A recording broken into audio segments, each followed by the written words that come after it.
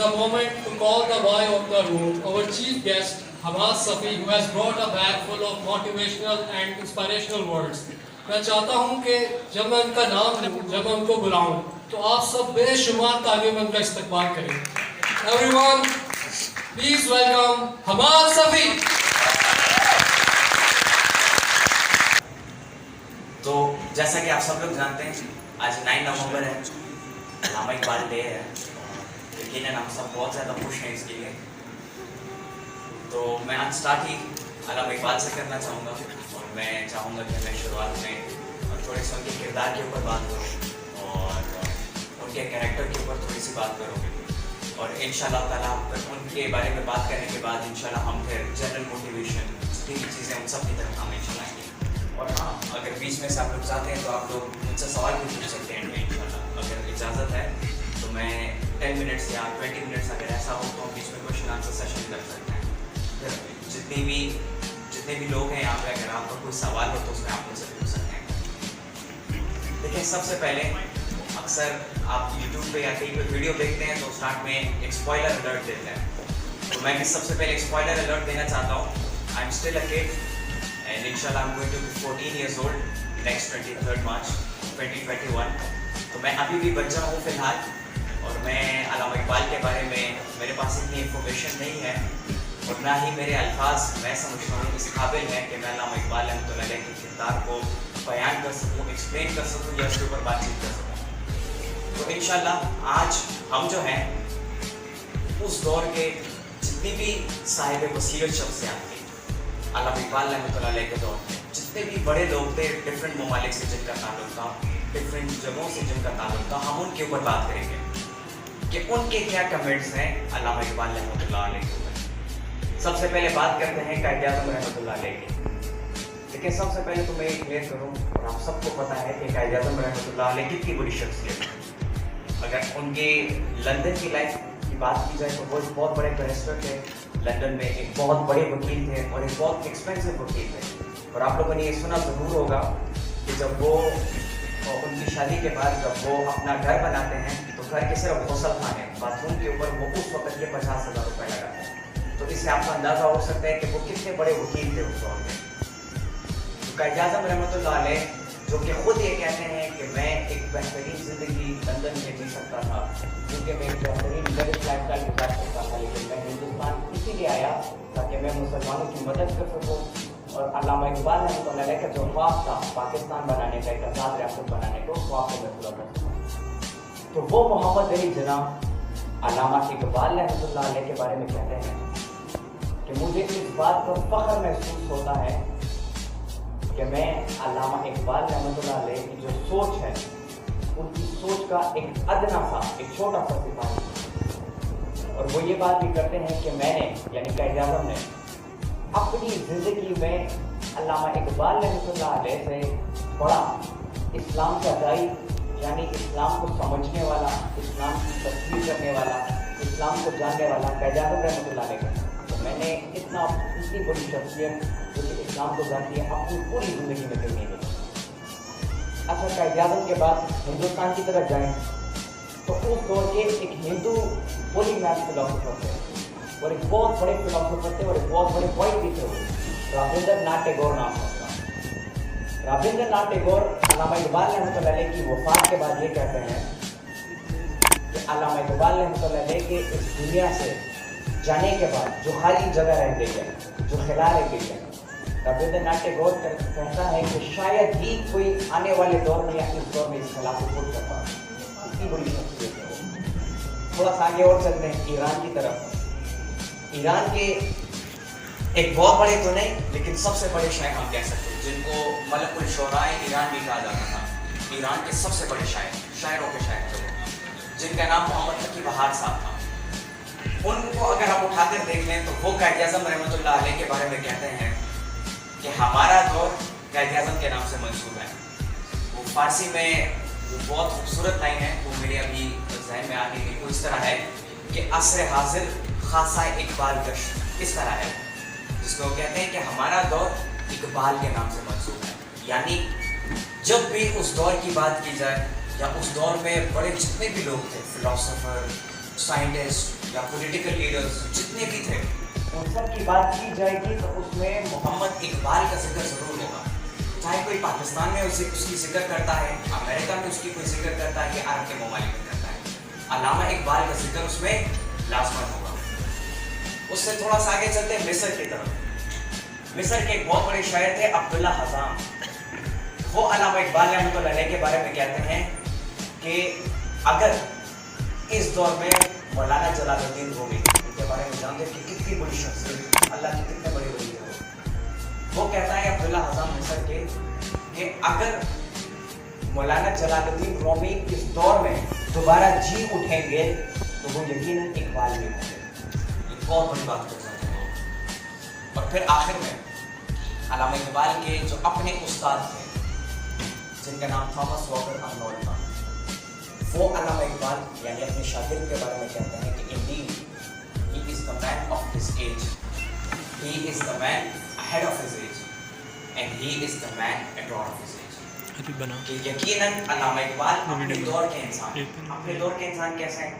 جس طرح میں نے قائد اعظم رحمۃ اللہ علیہ کا ذکر کیا, وہ کہتے ہیں کہ میں نے اپنی زندگی میں اسلام کو جاننے والا اس سے بہترین شخصیت میں نے کوئی نہیں دیکھی. تو اسی لیے علامہ اقبال رحمۃ اللہ علیہ اپنے دور کے انسان ہیں. مطلب اپنے دور میں, اس دور میں ان سے بہتر کوئی بھی نہیں تھا اسلام کو جاننے والا, یا ان سے بہتر گائیڈ کرنے والا کوئی بھی نہیں تھا.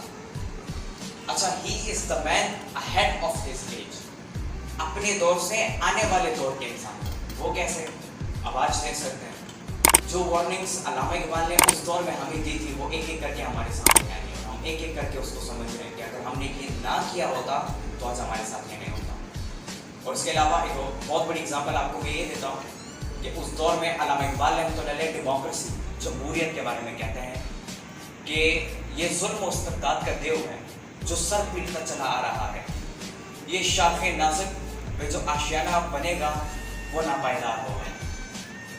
اس دور میں علامہ اقبال ڈیموکریسی کے بارے میں بات کرتے ہیں کہ یہ اس کی جو شاخ ہے یہ نازک ہے, یہ ناپائیدار ہے, کبھی بھی ٹوٹ سکتی ہے. اس دور میں علامہ اقبال نے ہمیں وارن کیا, اور آج ہم یقیناً دیکھ سکتے ہیں پاکستان میں, انڈیا میں, بنگلہ دیش, سری لنکا, نیپال, ان تمام ممالک میں ہم دیکھ سکتے ہیں کہ کس طریقے سے ڈیموکریسی نے ہمیں نقصان کیا. اچھا, صرف یہ نہیں بلکہ ان کا کلام جو ہے ریزریکشن بیسڈ ہے. کل میرا دبئی میں ایک آن لائن پروگرام تھا اور اس پروگرام میں بھی میں نے یہ بات کی کہ علامہ اقبال کا جو کلام ہے وہ کلام ریزریکشن بیسڈ ہے.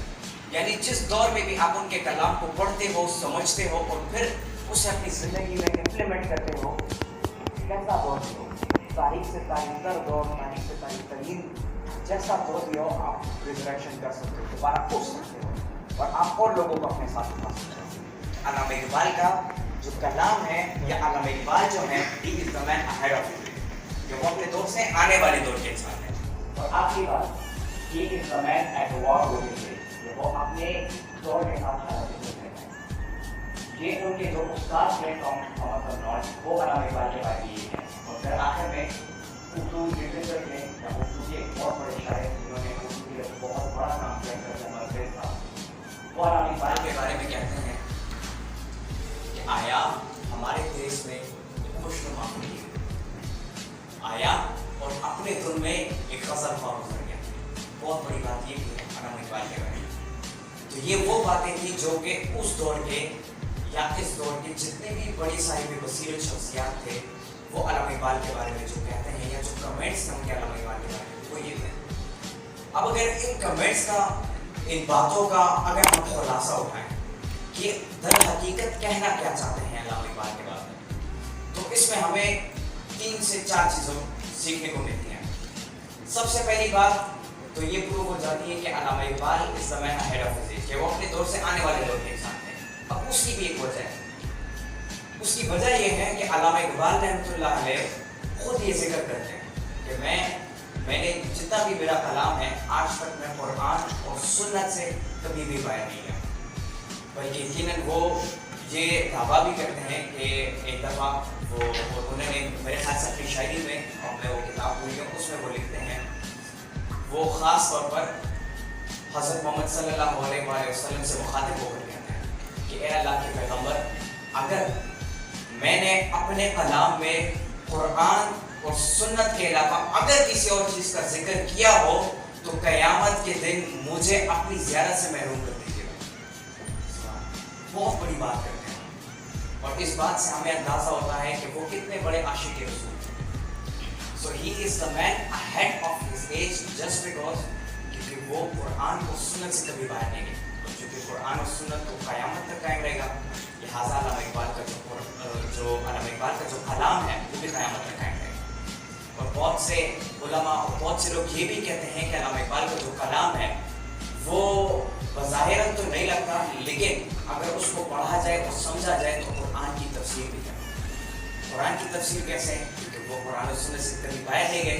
तो कुरान में जो अल्लाह ताला फरमाते हैं, सही करना, गलत से बचना, झूठ ना बोलना, सच बोलना, हक के रास्ते पर होना, हलाल और हराम में फ़र्क, सही और गलत में फ़र्क, ये तमाम चीज़ें अल्लामा इकबाल आपको अपने अशार के ज़रिए, अपने पॉइंट्स के ज़रिए, अपनी स्टोरीज के ज़रिए अल्लामा इकबाल आपको सिखाते हैं। अच्छा, अब यहाँ पे मैं ये बात करना चाहूँगा, जितने भी लोग यहाँ पर बैठे हैं या वीडियोस के थ्रू मुझे सुन रहे हैं, मैं उन सबको ये बात कहना चाहता हूँ कि मैं क्लियर करना चाहता हूँ कि अल्लामा इकबाल रहमतुल्लाह को पढ़ना क्यों ज़रूरी है। हमें क्यों चाहिए कि इस दौर में या कभी भी हम अल्लामा इकबाल रहमतुल्लाह के कलाम को क्यों पढ़ें, हम उनको क्यों समझें। देखिए, सबसे पहली बात ये है कि जिस तरह मैंने पहले बताया कि अल्लामा इकबाल रहमतुल्लाह का जो ताल्लुक था वो कुरान और सुन्नत से था। अल्लामा इकबाल रहमतुल्लाह के कलाम को जब आप पढ़ते हो तो वो ये आपको सिखाते हैं कि अफराद के हाथों में है अक़वाम की तकदीर, हर फर्द है मिल्लत के मुक़द्दर का सितारा। वो आपको समझाते हैं कि उस रिस्क से मौत अच्छी जिस रिस्क से आती है परवाज़ में होता है। वो आपको समझाते हैं कि तैयारे इश्क में अपना मकाम पैदा कर, नया ज़माना नई सुबह शाम पैदा कर। वो आपको सिखाते हैं कि तू शाही है परवाज़ से काम तेरा, तेरे सामने आसमान और भी है। वो आपको फ़र्क सिखाते हैं, आपको आपका स्टेटस सिखाते हैं कि आप शहीद हो और आपके और गरगस के जहां में बहुत बड़ा फ़र्क है। आपकी परवाज़ में और गरगस की परवाज़ में बहुत बड़ा फ़र्क है। आपके शिकार में और गरगस के शिकार में बहुत बड़ा फ़र्क है। और इसी के थ्रू अल्लामा इकबाल हमें सच, झूठ, सही, गलत, हलाल, हराम, इन तमाम चीज़ों में अल्लामा इकबाल हमें फ़र्क सिखाते हैं। अल्लामा इकबाल शाही की बात क्यों करते हैं? क्योंकि शाही कभी भी मुर्दार नहीं खाता, हराम नहीं खाता, खुद का शिकार करता है और फिर उसको खाता है। अल्लामा इकबाल शाही की बात इसीलिए करते हैं क्योंकि शाही की परवाज़ बादलों से बुलंद होती है। जब बारिश होती है सारे परिंदे जो है पौधों में या अपने घोंसलों में छुपना शुरू करते हैं, लेकिन शाही छुपते नहीं है, वो बादलों से ऊपर परवाज़ करते हैं। ये अल्लामा इकबाल आपको सिखाते हैं। अल्लामा इकबाल आपको सिखाते हैं कि आप किस तरीके से हर मौके पर, हर मोड़ में अपनी ज़िंदगी, अपनी खुदी की हिफाजत करो, अपनी खुदी को बचाओ और अपने खुदी को उस मकाम तक लेके जाओ कि फिर खुदा तुमसे खुद पूछे बता नहीं रहा क्या है। वो आपको इश्क़ रसूल और अदब रसूल से कहते हैं कि मोहब्बत से वफा तूने तो हम दे रहे हैं। ये जहाँ चीज़ है क्या लोगों कलम दे रहे हैं, ये जहाँ क्या चीज़ है वो लोगों कलम की जिससे आप अपनी तकदीर लिखो, जो कुछ भी लिखते हो वो आपको मिल जाएगा, वो लोगों कलम आपको मिल जाएगा। अगर आप मोहम्मद सल्लल्लाहु अलैहि वसल्लम से वफा करते हैं उसके लिए शर्त है तो अल्लामा इकबाल आपकी ज़िंदगी के हर मोड़ पर आपकी मदद करते हैं। आप जिस फील्ड में जाते हैं, जहाँ पर भी जाते हैं, वो आपकी हिफाजत करते हैं, आपकी तरबियत करते हैं कि आपने किस तरीके से खुद को बचाना है, अपनी खुदी को बचाना है, सेल्फ रिस्पेक्ट को बचाना है और इन तमाम चीज़ों को मद्देनजर रखते हुए या इसको बचाते हुए किस तरीके से अपनी ज़िंदगी के जो आपका मकसद है वहाँ तक कैसे पहुँचना है। अल्लामा इकबाल को पढ़ना इसीलिए क्योंकि वो आपको सिखाते हैं कि सही क्या है और गलत है। समझ आ रही मेरी बात? बुरी तो नहीं लग रही मेरी बात? अच्छा,